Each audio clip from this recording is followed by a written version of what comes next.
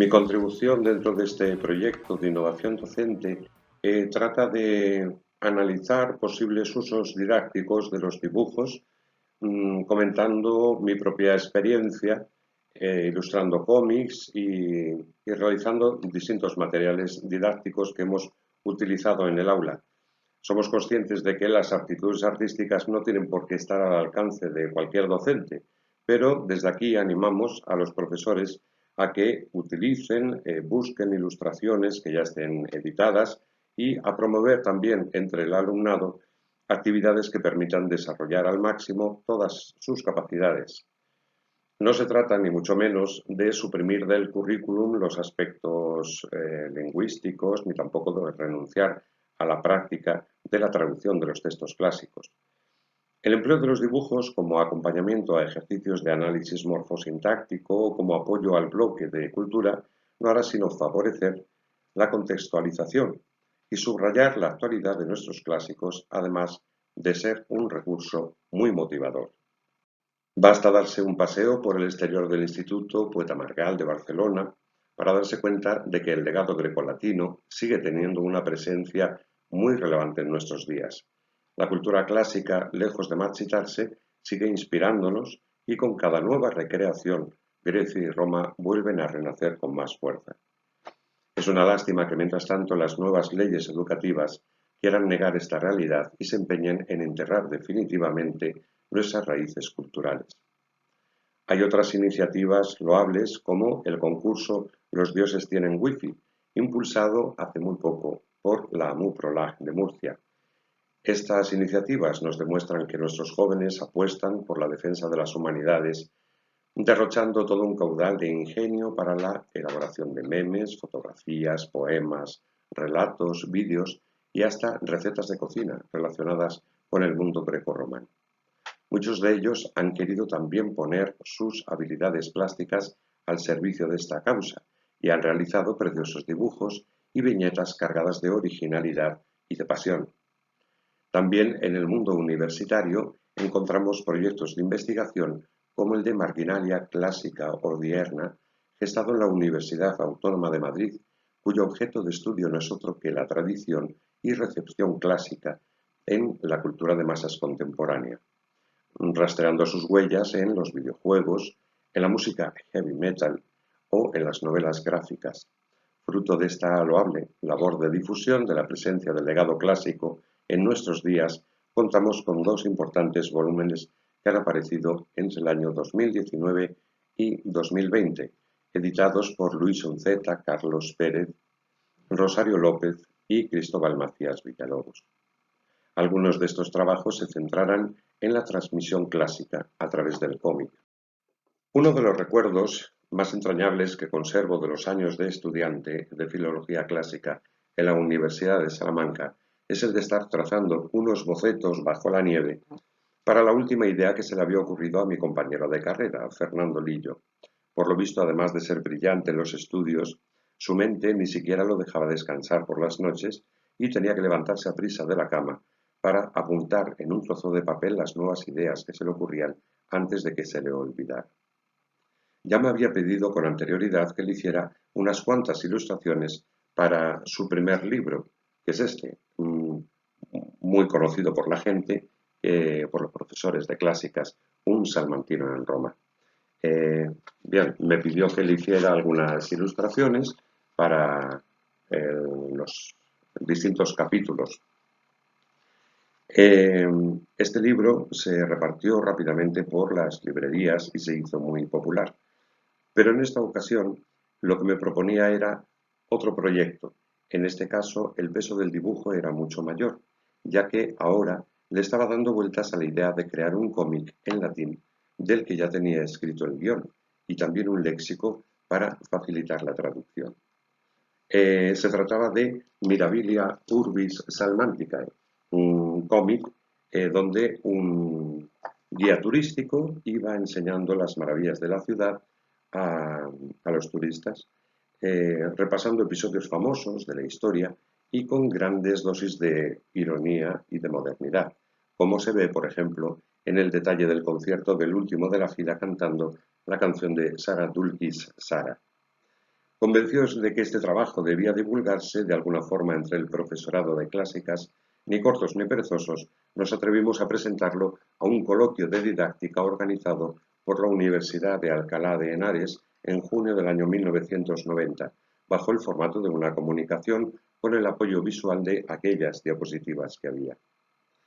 La acogida de la propuesta entre los asistentes fue muy buena y afortunadamente, con las aportaciones más señaladas, del evento se editó un volumen con el título de Aspectos modernos de la antigüedad y su aprovechamiento didáctico en el año 1992. Y ahí podíamos comprobar que nuestro cómic de Mirabilia Urbis Salmántica estaba incluido. En los siguientes años exploramos, como se ve en esta diapositiva, otras posibilidades didácticas de recursos como el cine, pero por mi parte tampoco abandoné completamente las ilustraciones. De este modo, en el boletín informativo de la Delegación de Madrid de la Sociedad Española de Estudios Clásicos fueron apareciendo otros cómics para abordar el estudio de las preposiciones griegas, la traducción de una breve antología de textos poéticos, o el conocimiento de los trastornos sexuales según los relatos mitológicos, creado también con bastante ironía. Y en torno al año 2002, Fernando Lillo vuelve a redactar un nuevo cómic, Vox Populi, Martialis. Publicación, por distintos motivos, se tuvo que ir retrasando hasta el número 4 de la revista de didáctica de la Universidad de Málaga, Families Novas Series. En esta ocasión, las viñetas tratan de recrear la Roma antigua para que el lector se vea inmerso en la vida cotidiana, pudiendo traducir los bocadillos de cada personaje con la ayuda de un léxico final, por lo que es muy recomendable para su uso en las clases, por ejemplo, de latín en bachillerato. Finalmente, el último encargo que recibí de Fernando, como comentaré más adelante, fue el de prepararle 12 dibujos para ilustrar uno de sus últimos libros, el libro de superhéroes griegos, relatos de héroes mitológicos e históricos de la antigua Grecia, del año 2016. También muy recomendable para las asignaturas de griego y de cultura clásica, por la cantidad de orientaciones didácticas que ofrece, como no podía ser de otra manera, viniendo de Fernando Lillo.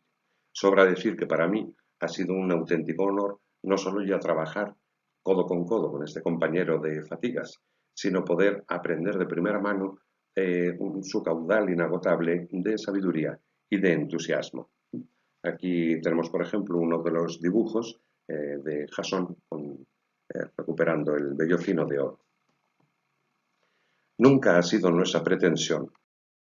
hacernos un hueco en el mercado editorial de las novelas gráficas, ni mucho menos, pero en la medida que así lo hemos visto oportuno, hemos tratado de potenciar el uso de los dibujos en el aula y también fuera de ella, como ocurrió en el año 2015, cuando nos inventamos para los medios de comunicación a esta gitana de una supuesta copa ática, para denunciar que en la comunidad autónoma de Andalucía se iban a reducir el número de horas lectivas de las materias de griego 1 y griego 2, o más recientemente haciendo que en las redes sociales apareciera el rey Leónidas para protestar contra la LOMLOE. Bien, en el proceso creativo de las ilustraciones relacionadas con Grecia y Roma, lo fundamental es tener clara la idea de a quién van dirigidas y con qué finalidad. Una vez que hemos dado cuerpo al texto que servirá de guión, comienza la fase de documentación en la que tomaremos notas de todos aquellos aspectos visuales que servirán de soporte al desarrollo de la historia, ya sean los escenarios de una época concreta, los utensilios de la vida cotidiana y los vestidos de los personajes. Todos esos bocetos nos servirán luego para el diseño de nuestro dibujo. En el caso concreto del cómic, lo más útil es trabajar sobre una plantilla con espacios delimitados para las diferentes viñetas, que podemos reducir a la mitad o bien ampliarlo según las necesidades. Si dibujamos a lápiz sobre papel vegetal, será más fácil corregir los posibles errores, viendo en todo momento las cuadrículas de cada página. Al tiempo que realizamos los dibujos, iremos insertando los textos correspondientes, y si decidimos que estos estén en latín o en griego, podemos incluir al final un breve vocabulario para su mayor aprovechamiento didáctico, o bien explicaciones relevantes sobre aspectos literarios o culturales que queramos destacar. Los dibujos que se insertaron en el libro de Fernando Lillo sobre los superhéroes griegos fueron diseñados, como se ven en la diapositiva, sobre una plantilla circular extraída de la famosa copa del pintor Aisón del siglo V a.C., respetando las grecas del original. Nos pareció que para recrear a los grandes héroes mitológicos sería una buena idea inspirarnos en la cerámica ática, pero no copiar las figuras rojas sobre fondo negro, sino alterar las formas para ganar en originalidad. Así fuimos dando vida a Teseo contra el Minotauro, como se ve aquí, a Ulises atado al mástil de su nave para resistir el seductor canto de las sirenas, o a Jasón con el vellocino de oro.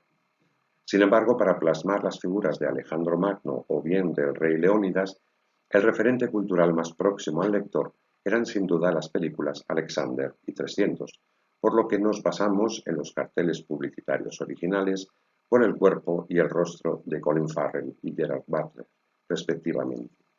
En esta ocasión, tras el boceto, hecho a lápiz, repasamos los contornos con rotulador de punta fina e hicimos pruebas de sombreado a base de líneas muy unidas, de forma que no vimos la necesidad de emplear el color, algo que sí habíamos recurrido en la tirada de ilustraciones sobre los mimiambos del poeta helenístico Herodas, que fueron apareciendo de forma diseminada en distintas publicaciones. En esta imagen, inspirada en el maestro de escuela, tercer mimiambo del poeta helenístico, se recrea a los tres personajes principales de la obrita cómica, intentando marcar el contraste entre la severidad del maestro, látigo en mano, la indefensión del alumno, medio desnudo y con las manos atadas, y la maldad de su sádica madre, a la que no parecen dejar satisfecha los duros métodos de castigo empleados por el profesor. Además del empleo de lápices de color, se ha añadido un elemento extraño tanto por su tamaño como por el contexto cultural. Nos referimos a ese enorme libro sobre el que reposa el sufriente muchacho. En las escuelas de Alejandría, de los Ptolomeos, cabría haberse encontrado un papiro o las tablillas enceradas que menciona la madre en uno de los versos. Sin embargo, se ha querido modernizar el contenido para que el destinatario comprenda rápidamente el contenido de la obra y su mensaje. En cuanto a la técnica del dibujo, también hemos probado a fusionar las famosas viñetas del 13 Rue del Percebe, del maestro Francisco Ibáñez, con el mundo antiguo. Esto nos ha permitido aunar las lenguas y culturas grecolatinas con nuestra realidad cotidiana. En Insula Polykipedis, la casa de citas clásicas, editado en el número 7 de la revista didáctica Saguntina, 2011, presentamos a un vecindario un tanto peculiar que reproducía sentencias famosas de Séneca, Horacio o Cicerón, incluyendo a un enamorado que con métodos poco románticos le recitaba asomada el famoso Odi et Amo de Catulo. El humor se lograba con los toques irónicos de algunos de los dibujos y sobre todo al sacar de contexto las frases latinas y griegas que todo el mundo ha escuchado alguna vez. En este funesto año de 2020, en medio de esta penosa situación provocada por la pandemia del coronavirus y con ánimo de suscitar alguna que otra sonrisa, volvimos a recrear otra 13 Insula Polykipedis in Insula Maneamus, esta vez. Respetando la silueta del edificio, la alcantarilla con la inscripción de SPQR y el gran sol omnisciente, aunque esta vez usando una mascarilla, los personajes hablan en latín, pero esta vez no con frases famosas. Quisimos aunar de nuevo cómic y cine, como dos de las manifestaciones artísticas más extendidas entre nuestros jóvenes. Por lo que nos imaginamos secuencias de películas famosas que podrían aplicarse al confinamiento, contrarrestando el dramatismo y el dolor de la enfermedad con algo de humor. En el piso más alto del edificio Un emperador, Nerón, que bien podría ser el Peter Ustinov de Quo Vadis, canta alegremente con su arpa mientras se siente seguro, pertrechada su despensa con rollos de papel higiénico apilados a sus espaldas. También vemos el famoso diálogo de Craso y Antonino sobre los caracoles y las ostras extraído de Espartaco de Kubrick, y la parodia, abajo del todo, a la izquierda, sobre la corrección lingüística de las pintadas contra los romanos de la vida de Brian, tercer largometraje del grupo cómico británico Monty Python. Abajo a la derecha, en los hilos de marzo, oímos a las espaldas de un altanero Julio César, inspirado en la película de Mankiewicz, aunque modernizado, esta vez con mascarilla y guantes de látex, una voz que le advierte que no vaya ese día al Senado. Y en la segunda planta de la ínsula, Cómodo recibe de una empleada de Amazon una preciosa almohada con la que planea asfixiar a su padre Marco Aurelio, el emperador filósofo, una viñeta ideada a partir del Gladiator de Ridley Scott. El tono cómico lo ponen los vecinos del tercer piso, que no son otros que los esclavos Pseudolus e Hysterium, parodiando el número musical de Ero y Filia en Golfus de Roma. Mientras que la contrapartida más dramática la encontramos en el primer piso, con un grupo de cristianos reunidos en oración, tratando de encontrar en las palabras de San Pedro el valor necesario para hacer frente al ataque de las fieras de Quo Vadis.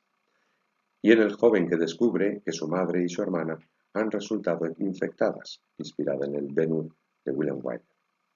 Finalmente,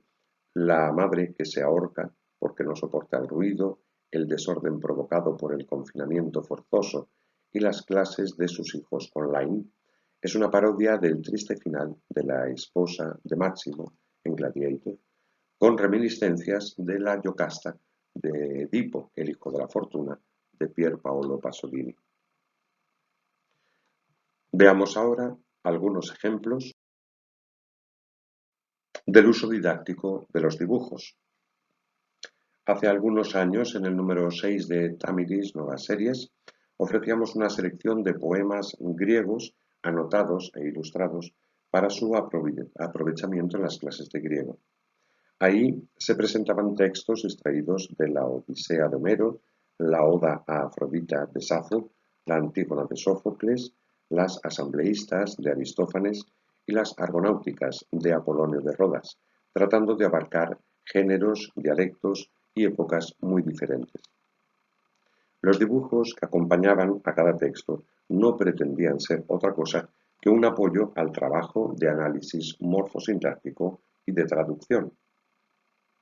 Del mismo modo, en esta plantilla que vemos en esta diapositiva,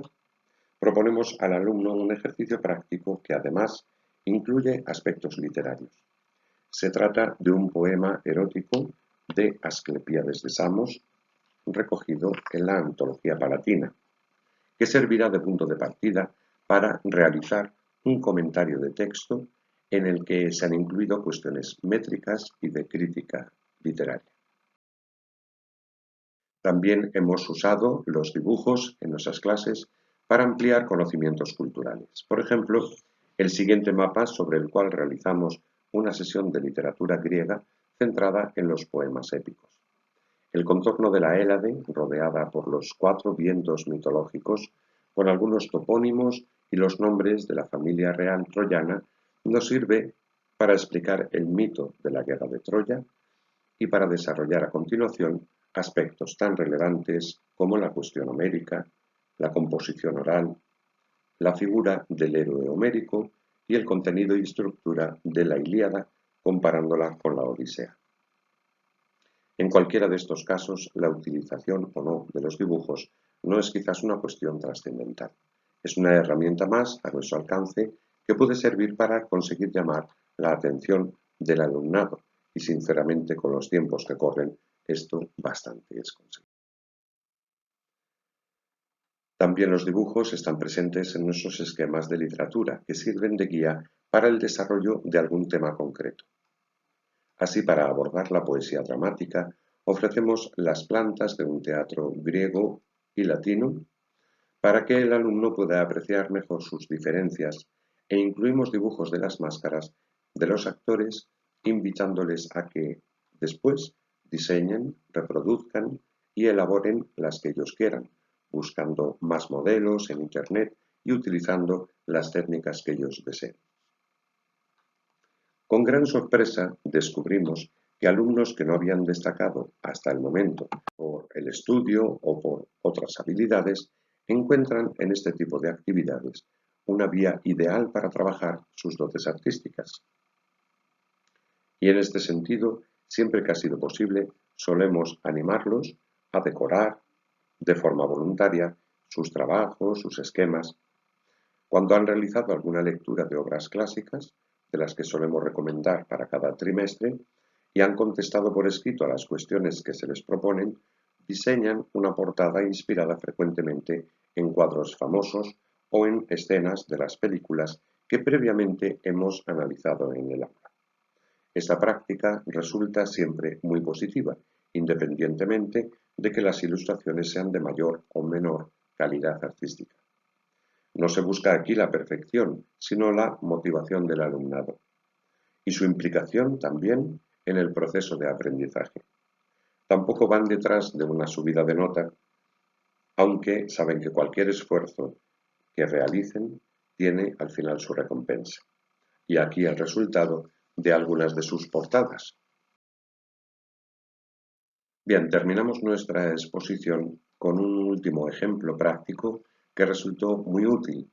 en una sesión realizada con alumnado de griego y de biología, para demostrar que nuestras materias no son compartimentos estancos y que la transversalidad es una de las mayores riquezas que ofrecen las lenguas clásicas. Distribuimos entre el alumnado de ciencias la siguiente plantilla sobre los órganos internos del cuerpo humano y se les presentó brevemente el alfabeto que desconocían para que entendiesen su pronunciación y las normas básicas de transcripción fonética.